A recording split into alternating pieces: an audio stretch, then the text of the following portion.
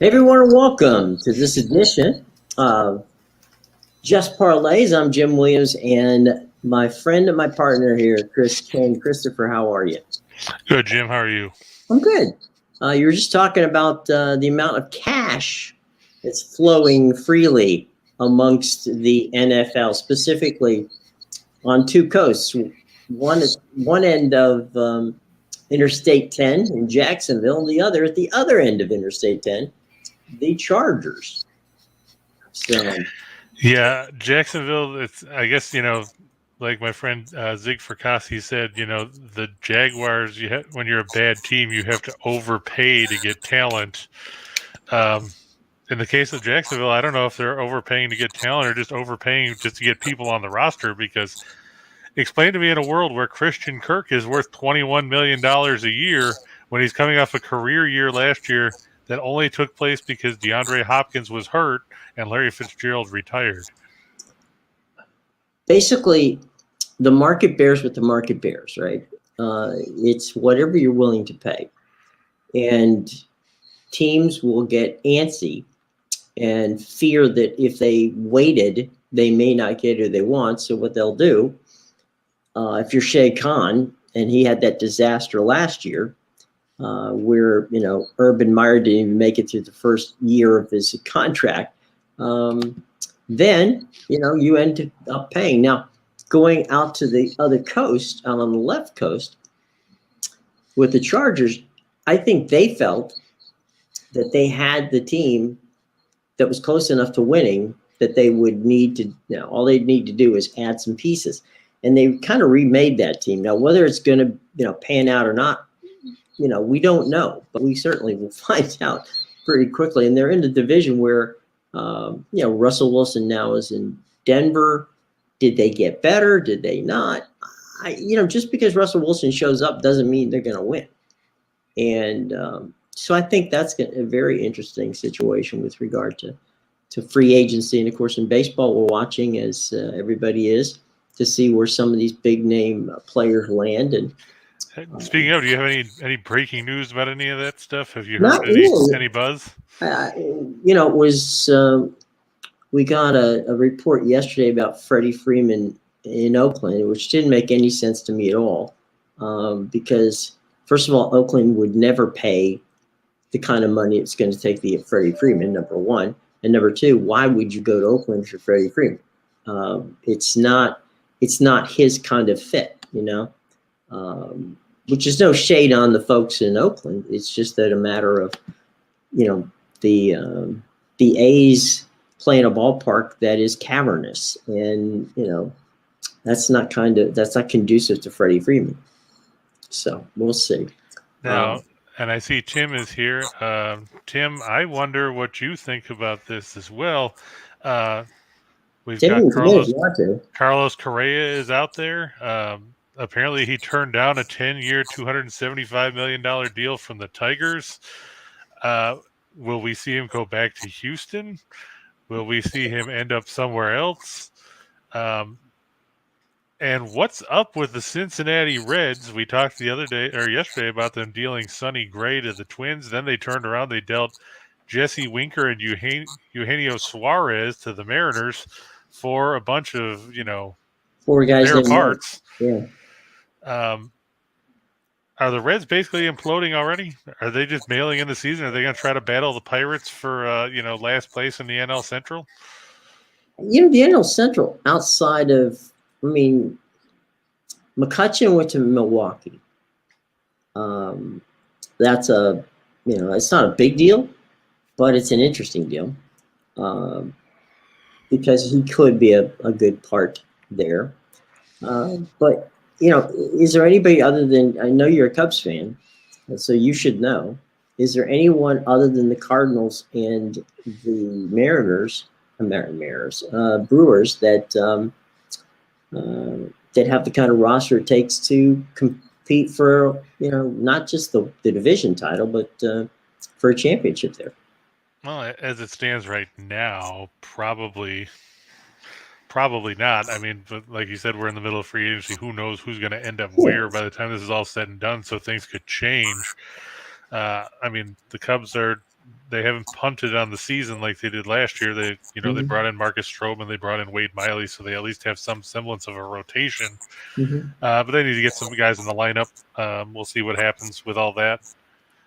The Pirates, they haven't been relevant since what? 95. Well, I mean, they were in the wild card game, in 2015, but Jake Arrieta shut them down, and that was it for them. So one and done. Right, and now it seems the Reds are going down that path. I know that there's people already printing out shirts about how saying "sell the damn team, Bob," is in reference to Bob Castellini, who owns Cincinnati. So apparently the fan base a little bit rankled by the recent transactions by the Reds. I mean, if you think about it, they put themselves in that situation to begin with. Paying Joey Votto all that money in a small market wasn't very smart. Nick Castellanos is still out there as a free agent. I don't know who you're going to see suiting up for the Reds this year. Maybe other than Nick Senzel and maybe Jonathan India, but I guess they're already talking about dealing Luis Castillo as well, the pitcher.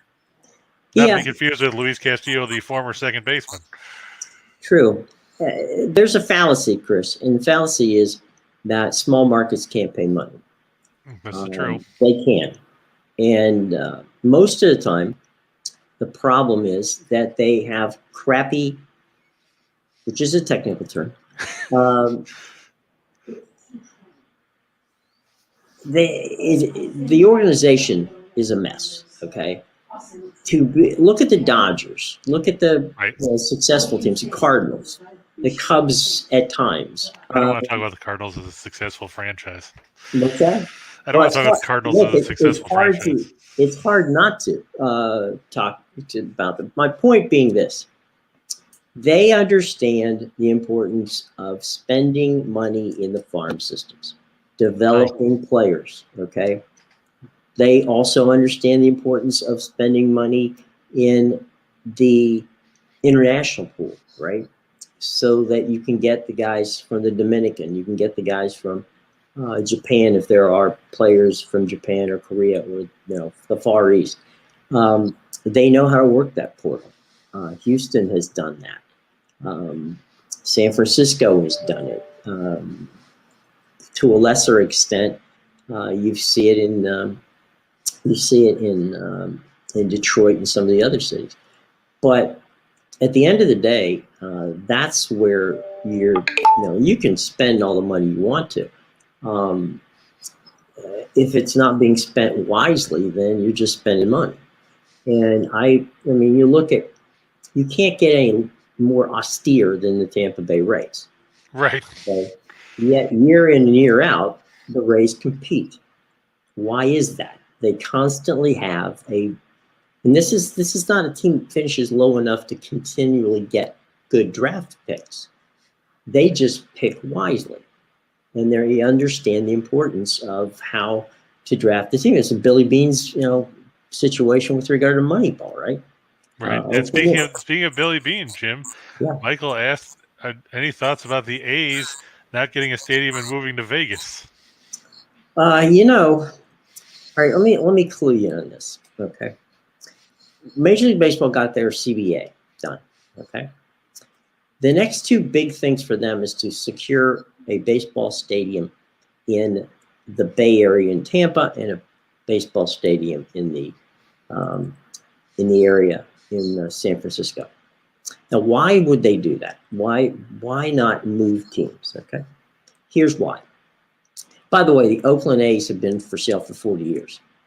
Okay, I can remember in 1977 or 78, they were purchased by a guy by the name of Frank Morsanti in Tampa, and they were supposedly moving to Tampa. That was almost 40 years ago. Okay. So they've been up for sale and moving for a long time. Here's the reason why this is important. Vegas and probably Nashville are the two franchise areas where Major League Baseball wants to go. If they sell them, new franchises, in other words, expansion teams, which would expand the league to 32 teams. Each one of those franchises, a franchise in, a franchise in Vegas and a franchise in Nashville, will bring them each north of $3 billion with a B, dollars. Okay, so that's $6 billion. Putting a franchise in Nashville. I'm just saying that's this trendy pick at the moment. Is it? I hadn't heard that. That's why it seems strange to me, because Nashville doesn't seem like it's that big of a city. Well, it's not, but it's there. It's becoming a much bigger city, and it's 5 years ago it would probably have been Charlotte, okay, but not anymore. It's Nashville's gravitating, and it's done very well with its pro sports teams, which and there's money in Nashville. Michael said, "What about Portland instead of Nashville?" Portland. You're not going to get two West Coast things, and right now Vegas is the hot topic. Portland won't build a stadium, so there's that.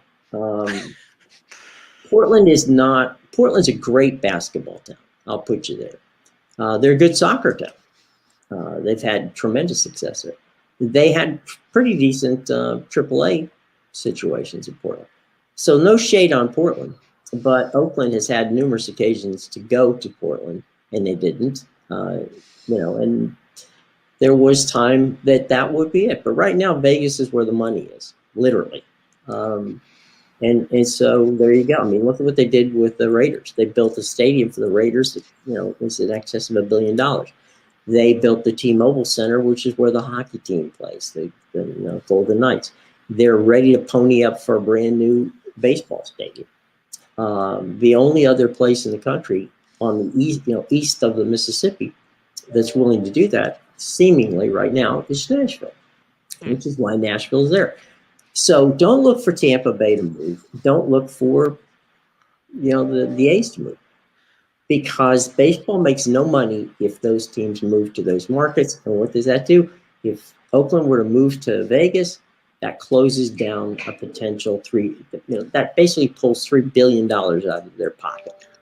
Okay. What about Montreal? Montreal has been a very odd duck for them.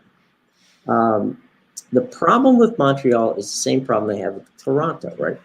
You have an exchange rate. So where do the players live? Where do the players get paid? Where are they taxed? If I'm an American player and I go and play in Canada, do I get paid in Canadian dollars? Do I get paid in U.S. dollars? So there is an issue there. I would love to see. Montreal is a fantastic baseball city. I would love to see them build a stadium downtown, and they would fill it to the brim. But and Tim said he wants a team in Raleigh. Forget that, Tim. You got a team in Raleigh. It's called North Carolina State. And you're not that far from the hockey franchise, but you have to have a TV market, number one, and you have to have corporate money. That's number two. Those are the two biggest things. Why Vegas? Look at how many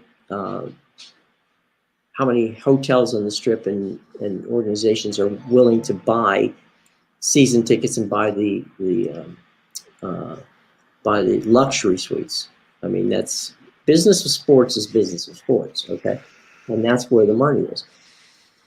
They don't, they're going to get the fans, but they need the money from the corporate people. If there's no corporate there, and if there's no TV, market, then there's no reason to move. But this is what Tim said about NC State. Well, there you go. And Allie stopped by. Hey, Allie. So yeah, I mean, Vegas is the hot place to go. I would suggest that they're probably better off getting their own brand new franchise and waiting for something to happen with Oakland. Oakland does have a stadium situation on the waterfront there that may or may not make it. We'll find out. But Oakland's been on the market for 40 years. There's been 40 years of the Oakland A's moving somewhere. They're still there.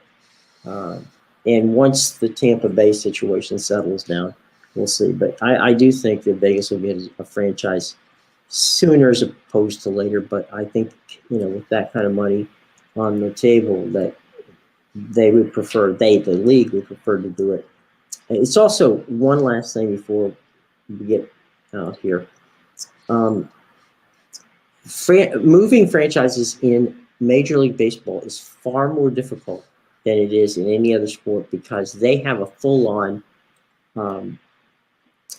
agreement with the government from the standpoint of the why am I blanking on this stupid agreement? It's the antitrust agreement, the Sherman Antitrust Act. In baseball, in football, in basketball, and in 1961, President Kennedy signed an agreement which gave limited antitrust so that the National Football League, the NHL, and the NBA could go out and get the television rights and put them together as one. Obviously, we've seen with Al Davis was the first in the NFL to make the move from Oakland down to Los Angeles and back again, that you can move franchises. Obviously, the NBA's done it. Major League Baseball has moved 16 franchises since 1900, and 3 of them have been Washington. So good old Washington Senators. Yeah. First in war, first in peace, and last in the American League. Last in the American League. So there you go.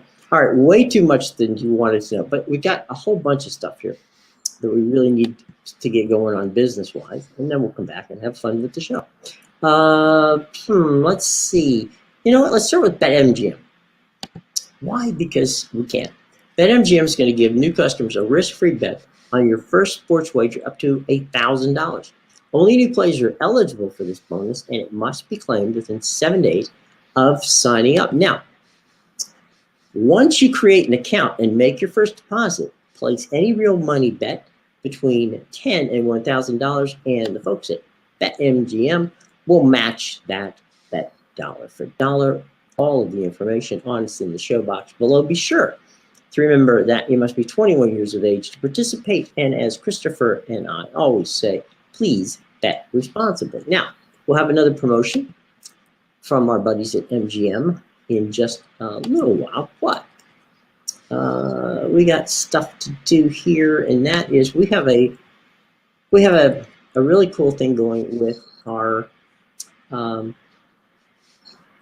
network, and that is that 2 things. 1, we're giving away free things. 2 of them.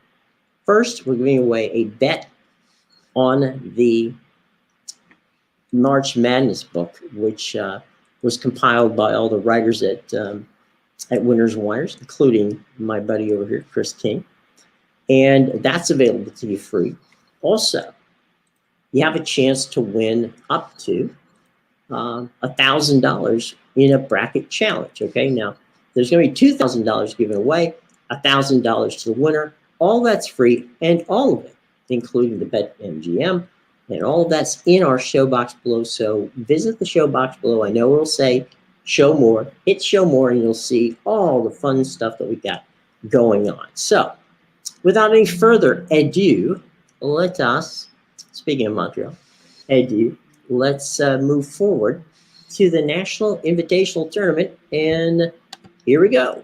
Yeah, we got Utah State and Oregon. This line has actually moved. I just looked. It went from 5 to 4, which is always good for if you're taking the favorite. I don't know what happened to Oregon this season. Everybody thought they were going to be good, and then Dana Altman's teams kind of fell off a cliff down the stretch. They lost 5 of their last 6 in the regular season. They did get a win in the Pac-12 tournament, but they beat Oregon State, and I'm pretty sure we could put together a team of our crew here and beat Oregon State because they've just been terrible all year. Then they lost to Colorado. So Oregon has fallen off a cliff. Utah State, they were playing better down the stretch. They're at home here. They're only 9-6 at home, but Oregon's only 5-5 on the road. Oregon 145th in scoring offense, 1/10 in field goal percentage. They're only 2/10 in threes and 209th in three-point shooting, and they are terrible at the free throw line at 67.7%. Meanwhile, Utah State 113th in scoring offense, 73.5 points per game. They're 21st in field goal percentage 8th in 2-point shooting at 57.1, 151st in 3-point percentage and in free throw percentage. Oregon 1-4 against the spread in their last 5 overall, 1-4 in their last 5 on the road against teams with a winning home record, 1-5 against the spread in their last 6 on the road. Utah State 4-1 in their last 5 overall and 8-3-1 in their last 12 on Tuesday. I looked for Justin Bean to be a big factor in this game for the Aggies. He was pretty much a double-double machine all year long. And with Brandon Horvath and Stephen Ashworth and Rylan Jones and everybody's favorite name, RJ Idle Rock, not to be confused with, Smooth Jazz. But in the end, I think Jailhouse Rock. There you go. Or Fraggle Rock. Right, exactly. Or the Rock. Yeah. Right, exactly. But I think Utah State, they're too balanced offensively. Ryan Odom, his team got better down the stretch. They did have a skid in February, but 3 of the 4 losses that he had in that stretch were to Wyoming, San Diego State, and Boise State. Those teams all obviously playing in March Madness. I like Utah State here. I just can't trust Oregon after the way they fell apart down the stretch. Well, thank God they're not playing it in Eugene, because that basketball court gives me, motion sickness. It's just, I get that it's a piece of art, which is lovely, but you don't see people running up and down in the Mona Lisa. So please. All right. You get this one in Logan, so you're safe from that. Oh, okay. All right. Fair enough. Hey, Utah State has been helpful to us throughout the season. So good on them for coming through, and goodbye Ducks. So the Aggies. That's the hope. Yeah, we'll be moving on. Speaking of moving on, where we go next? We're going to go to the Palouse out there at the really long name of Friel Court at Beasley Coliseum in Pullman. Wow. As Santa Clara, Herb Sendek and the boys from the West Coast Conference go to Washington State to face the Cougars. There you go. Santa Clara 21-11. They were 10-5 in the West Coast Conference. Washington State, they were 11-9 in the Pac-12, 12-7 at home. This one's going to be a relatively entertaining game on the offensive end. Mm-hmm. The Broncos 31st scoring offense at 78.1 points a game. They're 7th in field goal percentage at 49%. They're 49th in 2-point percentage. They're 7th in 3-point shooting at 38.8%. They're 27th in free throw shooting. They're going to face a Washington State team that's decent on the defensive end of the floor. So the question is, can they contain everybody that Santa Clara can throw at you offensively? Washington State is a middle-of-the-road team on the offensive end, but they're just 319th in field goal percentage at 41%. They shoot 46.5% from 2. They're 173rd in 3-point percentage. Now, Santa Clara has their struggles defensively, but when you're running and gunning with teams like San Francisco and BYU and Gonzaga on a nightly basis, you're going to have your issues on that end of the floor. I just like Santa Clara getting the points here. They're 5-0 again in their last 5 overall. They're 4-0 against the spread in their last 4 after an ATS win. They're 5-1 in their last 6 as an underdog. Washington State 1-5 against the spread in their last 6 at home. I'll take the points and the Broncos. And no love for the Pac-12. Well, I mean, look how mediocre the Pac-12 was all season. They've only got 3 teams in the tournament. I wasn't, by the way, suggesting that we give them love. I was simply stating something obvious, and that was, as my job is as Captain Obvious, that's where it is. That they're not getting. Hey, Ryan's got a question for you there, Chris, as we get ready to go to the NHL. Sharks. God, I hate that. Ryan, I hate that parlay. I'm going to be perfectly honest. As good as the Sharks you may think they are at home, they're 14-13-3. At the Tank. So they're 1 game above 500 at the Tank. Florida's 14-7-6 on the road. You're going to see Bobrovsky and net. You're not getting the benefit of Spencer Knight or Jonas Johansson or insert name from the past here. It's tough to contain Florida's offense. I mean, they lead the league in goals per game. They lead the league in shots per game. San Jose is just 28th in those categories. I know that Florida's a middle-of-the-road team on the defensive end, but the Sharks are worse than Florida in those departments. They're 20th in goals against, they're 21st in shots allowed. Meanwhile, Florida's 14th and 13th in those categories. The last thing that San Jose wants to do in this game is go to the penalty box because, you don't want to give anybody a free chance to put the puck in the net with a man advantage. I just can't. I've watched the Sharks. I know they beat the Kings the other day. I know they beat the Kings twice, but I also watched them lose to Anaheim in overtime, and I watched them lose 8-0 to Nashville in the tank last week. Now, I get Florida's not in the tank. Yes. I know Florida's not a great team on the road. I know they lost to the Kings the other day in a shootout in Los Angeles, but you have to consider that before that they came in winning 5 straight games. I'm looking at going back recently. Florida's won 7 of the last 8 meetings with the Sharks, including the last 4 in that building, going back to 2017. As much as I know you like the Sharks, Ryan, I can't back them here. I'm going to take Florida, and on the other one, I think I went with Colorado, just because the Avs are kind of pissed off about the way they've been playing lately. They just picked up Josh Manson from Anaheim to bolster that blue line group, which is going to be a big boost for them. I know it's their weak point right now, but I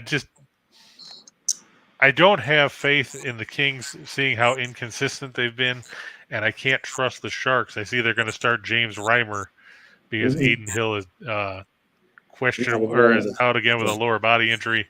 But it's tough to go against the Panthers with Bob and that offense, even playing at home.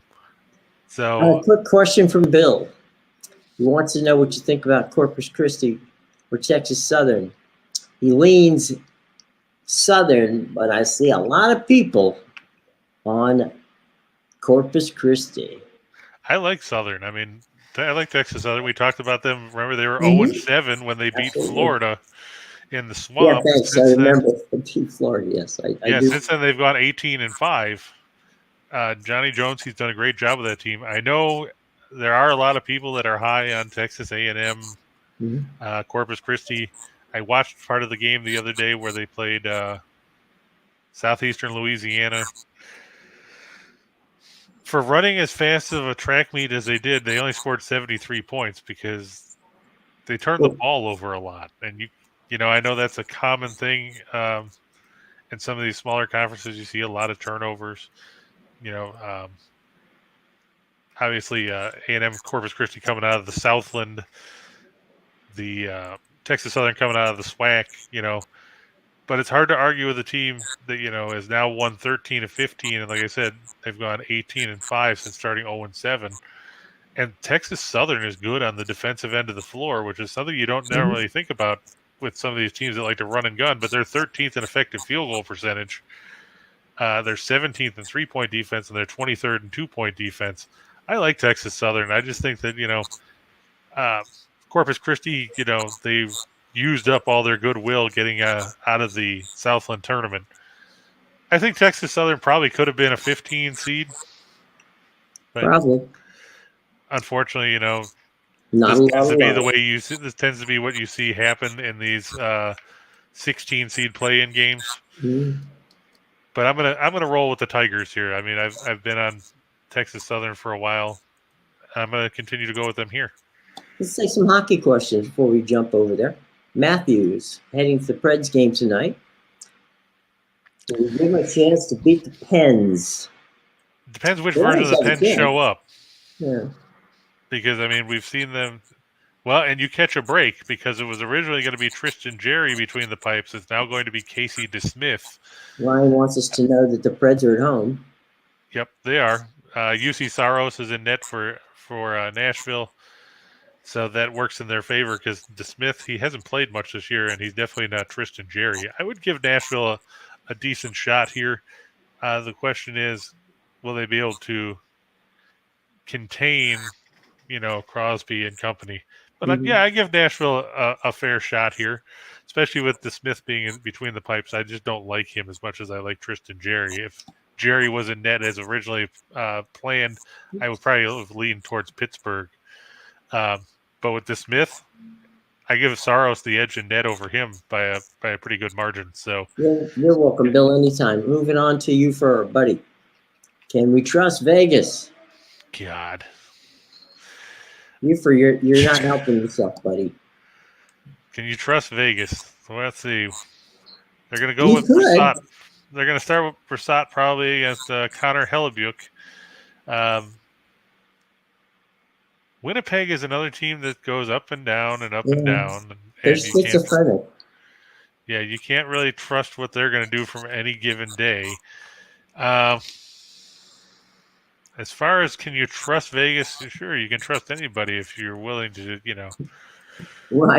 Ryan's shifting in here for you, Ufer. Vegas has screwed me so many times. It's like you can trust anyone, but are you willing to put your head in the lion's mouth hoping that he won't bite it off? I mean, you just look at it, Take the Vegas has shaky goaltending right now with Leonard out. Yeah. I mean, they've lost 4 in a row. They lost to Columbus the other day. They lost to Buffalo and Philadelphia last week. They're in a those were all road games. Their road trip comes to an end here. You'd hope to think that they could salvage something. We'll see. Would I really trust them? No. Could you potentially trust them? Sure. Would I put money on it? No. No. And so let's go to games where we might put some money, and that here in the NHL, the Caps and the Isles, a matchup of, a team that Barry Trotz took to a Stanley Cup. Right, and a team that struggles to score that he coaches now. And this game is, of course, at the Capital One Arena, just down the street from my esteemed colleague Jim Williams. He can see it out the window. I'm looking right now. Yes. It'll be the Islanders 24-24-8. They're 10-12-4 on the road.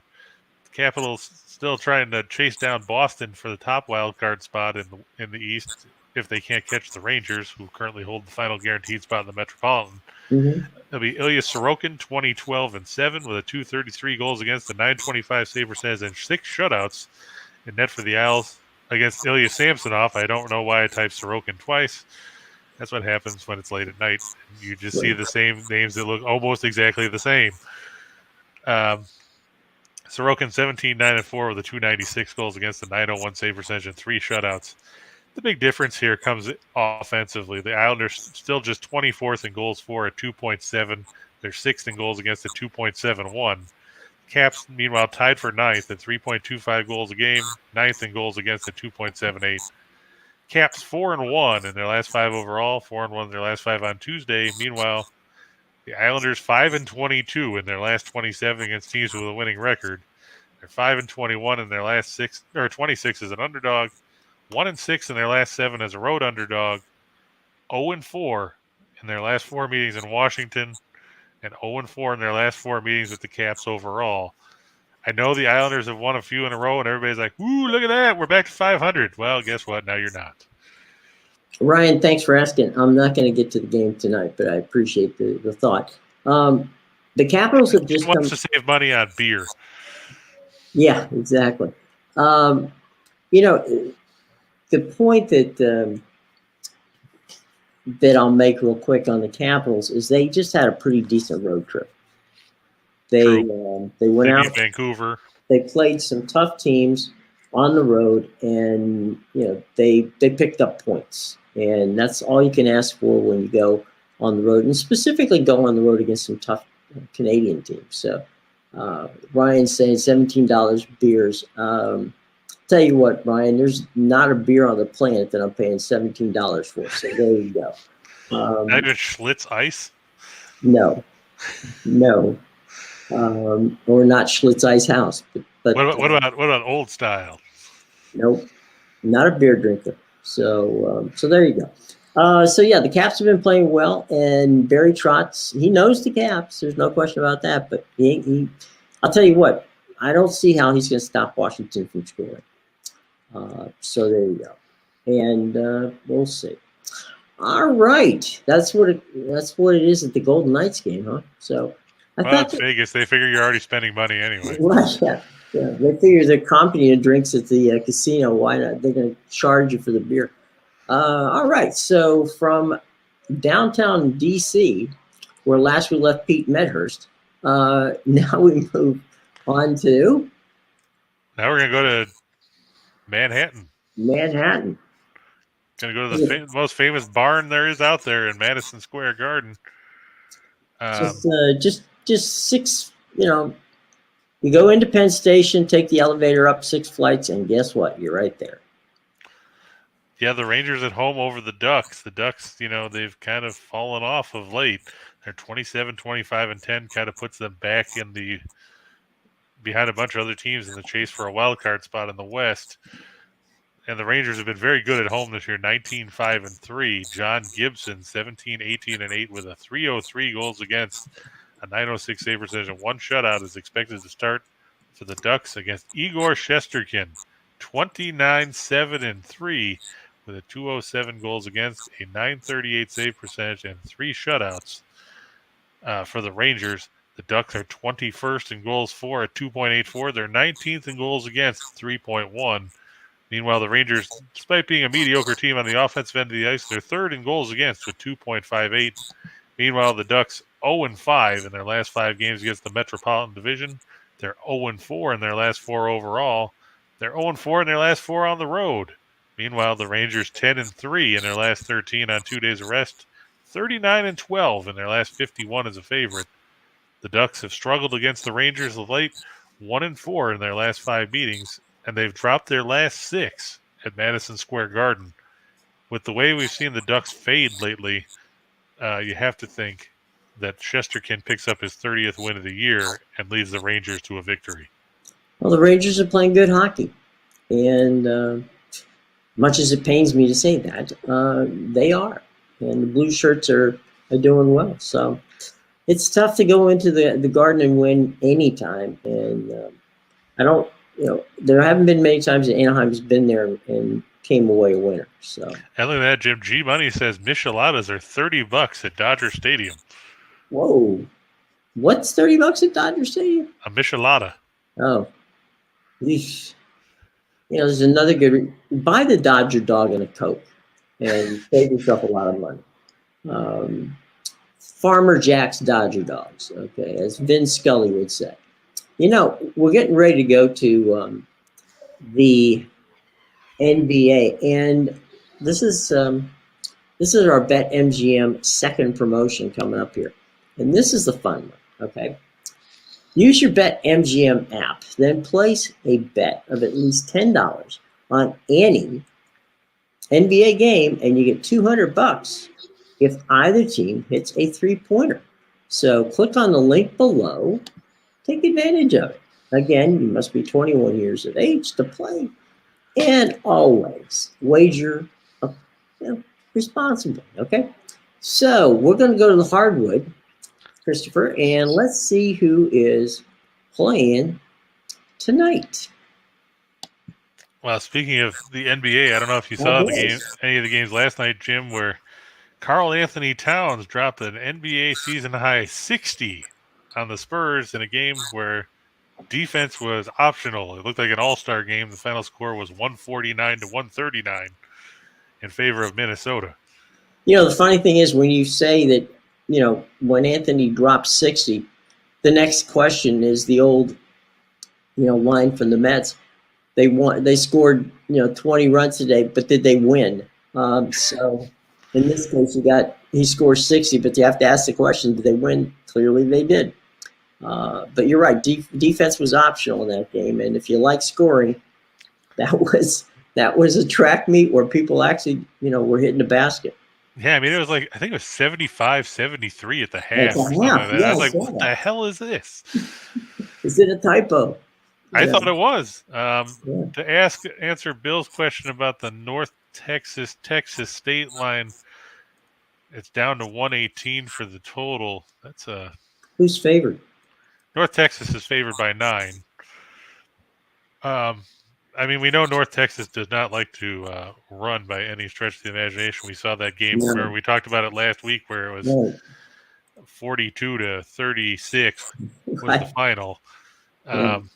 I think 118 probably is going to be a little too low. I know Ken Palm has it pegged out at about 128 or 121, I should say. Just looking at the last few numbers for Texas State, their last 5 games, they had 151, 118, 107, 127, and 151. Um, and that's coming from a team that's 337th in tempo at 63.7 possessions a game. Meanwhile, if you look at Texas or North Texas, they make Virginia look like a fast-paced offense. They're dead last in the country at 59 possessions a game.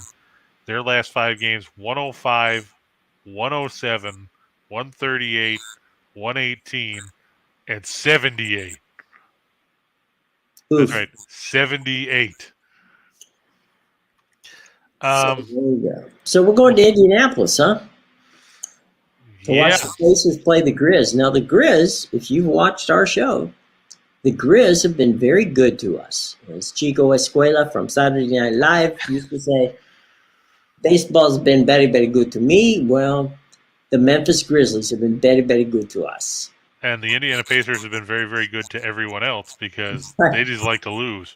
Fade the Pacers. Yes. Yeah, as our good friend Elliot likes to say, fade the Pacers. It's kind of like fading the Lakers. Right. And fading the Lakers was a brilliant move yesterday because Right. for the second straight game they failed to show up in the first quarter. I looked at the stats at the end of the first quarter of that game yesterday. It was 33-12, but the Lakers were 3 of 25 from the floor and 0 of 13 from three. Makes me wonder, why were they trying to shoot them? Yeah, I think that the over-under on the amount of autographs signed by LeBron James during pre-game was more points than he scored. So there you go. Now I know the big thing with this one with Memphis is that Ja Morant is doubtful with a sore back. Mm-hmm. But you've got Dylan Brooks back now, which is a nice boost for them because Brooks had missed an extended period of time. Meanwhile, I'm looking at the Pacers injury report, and it is lengthy. Um, Miles Turner and T.J. Warren are obviously still out, so is T.J. McConnell. But Lance Stevenson, Chris Duarte, Malcolm Brogdon, and Goga Bitadze are all questionable. Let's face it, Memphis could be missing seemingly half their lineup and still blow out Indiana because the Pacers just have been horrible on the defensive end of the floor. 25th in scoring defense, 26th in field goal percentage defense, 24th against the three. Meanwhile, Memphis is averaging 114.4 points a game, and they like to run. The Grizz are 9-0 against the spread in their last 9 on Tuesday. They're 9-2 in their last 11 after an ATS loss. They're 8-2 in their last 10 on the road against teams with a losing home record. Meanwhile, Indiana's 2-7 in their last 9 against teams with a winning record, and 1-4 in their last 5 as a home underdog. I know that this line might move if they rule Morant out. Let me just see if there's been any movement yet. It actually went from 7 to 7.5, so it's still at 7.5. Even without Morant, I think Memphis should win this one comfortably. I just don't have any faith in a Pacers team that has basically given up the way it looks on a nightly basis. Not a good plan. Hey, let's do a little more business here. And this one has to do with our buddy over there. Yeah, this way. Yeah, that way. Chris King. And,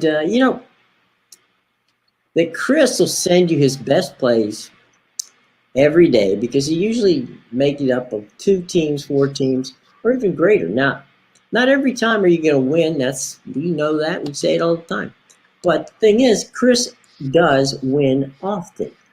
In the last 3 weeks, he has had 2 2-team parlays, 2 14 parlays, 1 6-team parlay, and 2 8-team parlays, earning one. If you bet $100, you could win over 30,000. Now, Chris, you hit a 10 last. Yeah, we had a 10 on the show last week. Uh-huh. It would have turned $100 into over 56,000. Right. So, And The it turned other out thing, yesterday with the player props, we hit yeah, 9 out of 10 out of those. So, I mean, the only one that didn't cash was thanks, Tim. Nikola Jokic didn't go over 46.5 points, rebounds, and assists. He was the one holdout that ruined it for everybody. He didn't even put up a triple-double either. yeah. So as we said, we just want you to know that that's what you need to do. Go to the show box below. All the fun promos we talked about, including what we just talked about, Chris. The link's in there. Click it and set yourself up to get some really cool stuff from Chris. Okay. So, all right, let's talk one more time about this March Madness deal we're doing. The experts at the Handicappers at Winners and Whiners are offering a sports betting guide for the NCAA Tournament, featuring insight, articles, and how to avoid the traps. Now, we find value plays, and the most importantly, we make the right bets, okay? Sign up today, get it directly in your inbox the moment it comes out hot and not a problem. Now, but wait, there's more. We have a free bracket contest where you can win up to $1,000. Now, we know that you're already going to put, together some brackets for your office pool or just with a bunch of friends. They're not going to pay out anywhere close to $2,000. That's right. Because what happens here is we have this option where you're going to have this opportunity to win $1,000 if you are the number one in the pool. And there's prizes that total up to $2,000 for 5 additional people who, come close to the top. So plenty of opportunity. All the information is in our show box below. Please take advantage of all of the promotions we've talked about today, whether it's BetMGM or whether, of course, it's the Max Wagers, Picks and Parlays, and Winners and Whiners event with March Madness, which we just talked about. Okay? So please do that for us. We greatly would appreciate it. Let's go 4-2 for the money, my friend. Where are we going tonight? Jim, you left out the other NBA game. We only did one. We're going to go back to the NBA. That's the Suns and the Pelicans. This line's actually moved down to 4.5 now in favor of the Suns after word came out that CJ McCollum has emerged from the health and safety protocols. So he's supposed to be available tonight. Meanwhile, Brandon Ingram's still out for the Pelicans, which is a big blow for them. Nobody that you wouldn't expect for the Suns showing up on the line or showing up out. Cameron Johnson still out with that quad bruise. CP3 will be out until sometime in April is the current report, I believe, with that broken thumb. But let's face it, you don't get to be 54-14 by being lucky in the NBA. Suns 25-6 on the road. They're 5th in scoring offense. They're 6th in scoring defense. Meanwhile, they're facing a New Orleans team that's middle of the road in scoring defense at 109.9 points a game, but they're 22nd in scoring offense, and that's even with the addition of McCollum. Without Ingram, it's going to be a lot of the McCollum show, and that's going to be a problem for them tonight because the Suns clamped down pretty well on teams from the outside. They're first in the league in three-point defense at 33.5%. Meanwhile, the Suns 4-1 against spread in their last 5 on the road against teams with a losing home record. The Pelicans 2-6 in their last 8 as a home underdog, and 1-4 in their last 5 overall. Let's not forget this is a New Orleans team that lost at home outright to Orlando last week. Yes, Orlando, not Tony Orlando, not Orlando and Dawn. But Orlando. The Orlando Magic, not Magic Johnson. No. Or nothing Magic, actually. If you look at that top line, right, 25-6 on the road, that pretty much tells you all you need to know about how good this You have to think, is Monty Williams basically a runaway for Coach of the Year at this point? Well, it's hard not to say that he should get it. He's done. He's performed admirably, as has his team. So yeah, there's no reason to believe he wouldn't be certainly in the in the on the short list for sure for that. So, all right, tell you what, let's go for 2 for the money now that I've cut out a little too soon on that one. Yeah. We talked And about the Caps and Islands, Phoenix. Yep, we talked about the Caps already over the Islanders. We talked about the Suns just a second ago. We've talked about Memphis. I think even without Morant, they should be able to take care of Indiana and the Rangers and the Ducks. Let's face it, the Ducks are going nowhere fast, but down. And pretty soon it's going to be a death spiral. You have to wonder, will they deal guys like Hampus Lindholm? Will they deal anyone else before the deadline, which is coming up, next week, I believe. Yeah. Mm-hmm. So they're not in good shape here. Meanwhile, the Rangers looking for a home win so they can maintain that third spot in the Metropolitan. I look for them to get the win. Yep. Matt says he'd like to see Taylor Jenkins, the coach of the Grizzlies, be considered for Coach of the Year. I'm sure he'll get some votes. I just don't know if he'll supplant Monty Williams. Yeah, it's he's on that short list. You got to think, and because they've overperformed. There might even be a few votes there for Eric Spoelstra for what he's done with Miami. Billy Donovan, what he's done in Chicago. So there's some names that are going to be on the list. That's for sure. So let's go for 4 for the show. Hold on, UTEP is off the board because that game with Western Illinois has been postponed until Saturday due to travel issues for Western Illinois. So that game will come back up over the weekend. It'll take place, like I said, on Saturday. Speaking of travel issues, there was a big travel issue yesterday. As of early this morning, or late last night out in Colorado, Colorado State had yet to get a travel itinerary from the NCAA about getting there to Indianapolis for their first round matchup with Michigan. Caused a big stir on Twitter. To the point where some Michigan fans were saying that they hoped that they wouldn't get an itinerary and Colorado State would have to withdraw from the tournament. Just shows how much faith Michigan fans have in their own team here.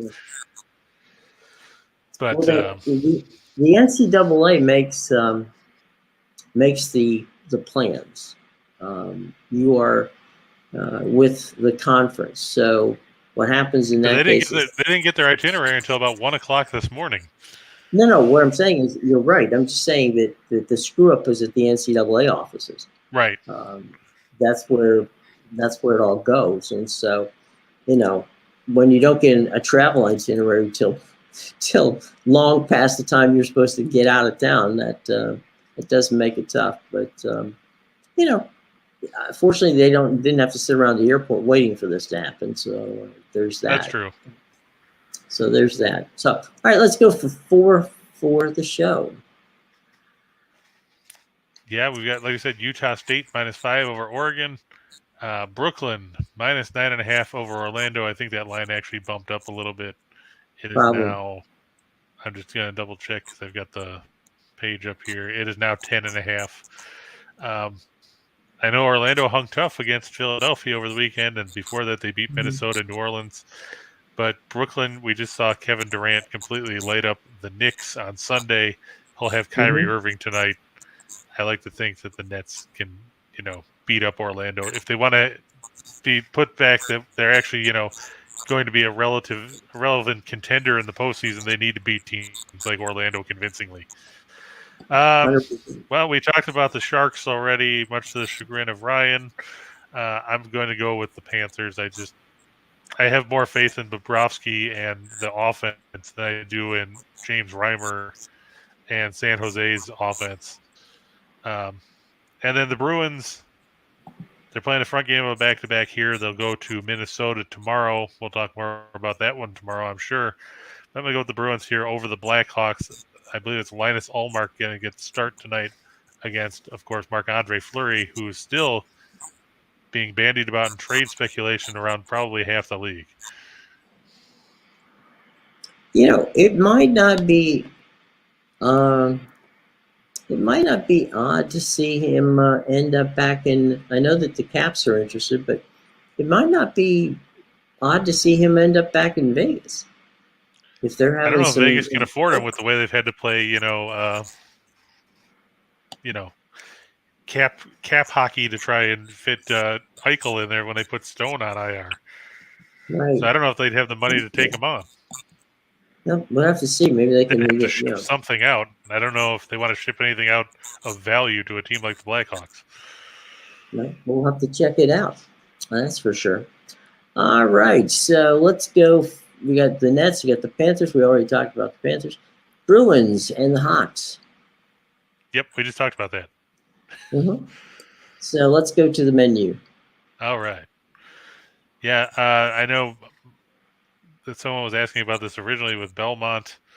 This line has actually come down from when I put this together because now I see Vanderbilt is only favored by 2. It opened at 4.5.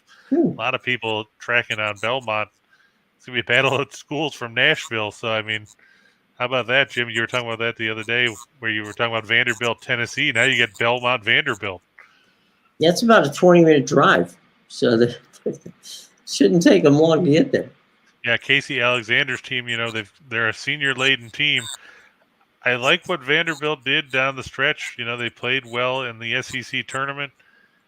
But this is a Belmont team that is, they're battle-tested. They've been here before. They've been to the NCAA tournament. They've got a ton of seniors. It's the last run for Nick Muszynski, who seems like he's been there forever. Grayson Murphy, Luke Smith. The future's still bright for Belmont. They've still got some guys up and coming. But, it's tough to go into a building like this, but I think they won't be intimidated by Vanderbilt. They've already played LSU. I know they got killed in that game, but they beat Drake. They beat Iona. They hung tough against Dayton. They beat Furman.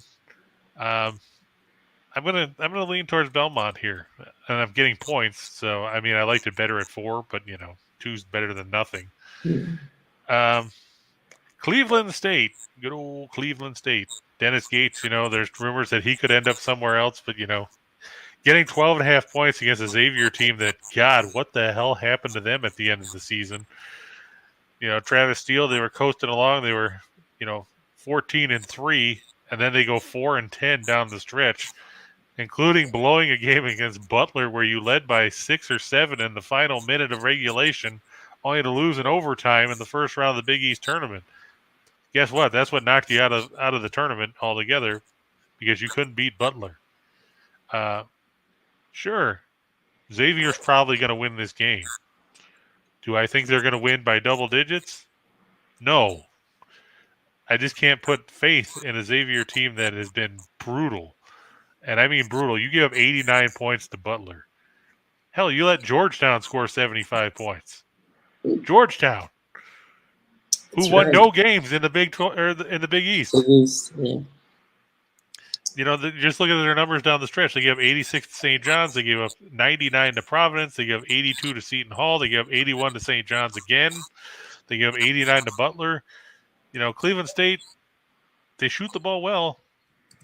And, they're going to make things tough.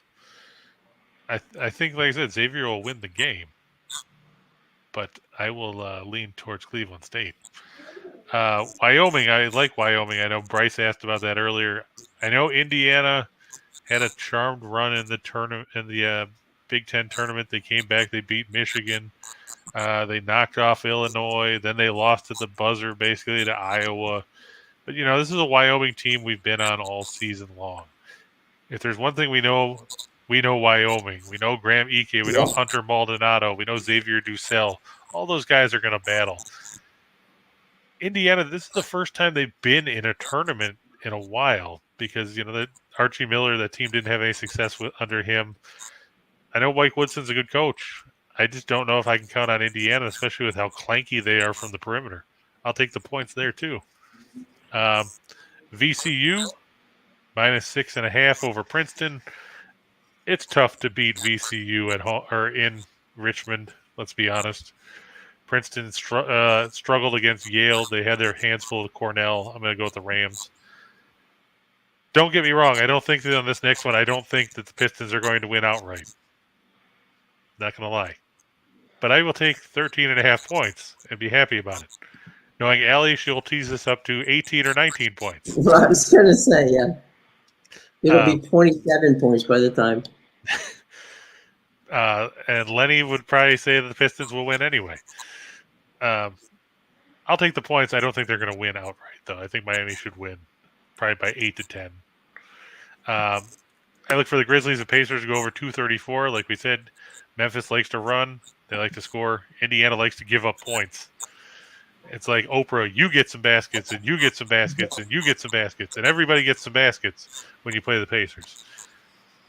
Same token, I look for the Nets and Magic to go over. I think it's down to 230 now. It was 230 and a half. Let's face it, when Brooklyn is motivated, they can pile up points, and Orlando can give them up. Then the Avs over the Kings. Orlando. Yeah. Then the Avs over the Kings we talked about briefly before. I like the Oilers over the Red Wings. I can't put faith in the Red Wings after they gave up 9 goals to Arizona last week. And finally, the Canucks over the Devils. That game in British Columbia. I look for Bruce Boudreau's boys to get the win. There you go. And they're getting close to the playoffs. So that's, they need to keep pushing the pedal to the metal and get there to get it done. At the end of the day, this is just a prelude to some upcoming NCAA action, which we're going to jump into. And we'll have a bunch of that tomorrow, I would imagine. Yeah, tomorrow we're going to have it, and then you're going to be seeing a lot of it between now and the end of the week and into the weekend. Remember that here on the Max Wagers Network, we've got coming. We've got, of course, our buddy Sean starts things off at noon. Allie's up at 1. We come back at 2. Then at 3, it's Scott and Scott. At 5, it's Lenny, Tim, and Nick. And we're all going to have focus on different regions. Allie's got the East. We've got the West. The Midwest goes to Scott and Scott, and the South goes to the boys, the law firm of Lenny, Tim, and Nick. So all that coverage. That's not to say we won't talk about other games or they won't talk about other games. We all will. But that's where you're going to find the in-depth coverage, okay? Don't forget to take the opportunity to check our show box below for all the great promotions that we have, the ones from BetMGM, the ones about how to get Chris's parlays, as well as, of course, the bracket information and contests that we're running, all of which is in the show box below. So please partake of it. Any final thoughts, any final questions before we get out of here on a Tuesday, Chris? I think we're good. I think we hit on everything that was talked about. Cade Cunningham looks out. Yeah, it wouldn't surprise me if Cunningham was out. He was questionable with a non-COVID illness. Mm-hmm. Even still, it's such a big line that you'd like to think that Detroit can hang around anyway. Especially after seeing Miami lost to Minnesota after Minnesota lost to Orlando. So it's guilt by association. There you go. So there you go. All right, folks. It's been fun. We've had a lot of interesting information, and we're going to get even more tomorrow. So join us at 2 o'clock Eastern time when we actually now will be able to dip our toe into the madness that comes in March and the NCAA tournament. We're going to try to find some gold mines for you there. Chris is working overtime to find some stuff going on in the West that will help you out. Okay. And just remember, as the saying goes, beware the Ides of March. That's true, because there's gonna be some upsets, and we're gonna try to steer you away from those pitfalls. But it's one of those games where you get into the March Madness brackets, and you can be busted out of the tournament real fast. As we said, Michigan probably will be, but we'll see how that plays out. So anyway, Chris, final thoughts before we leave? Just enjoy the first 4 games tonight, or if you're watching the NIT or the Basketball Classic, which is now the former CBI. Should be some entertaining hoops out there tonight. All right. Okay, guys. We will see you tomorrow. We'll start talking NCAA tournament then. And until that time, I'm Winners and Whiners for Chris King saying so long. We'll see you tomorrow.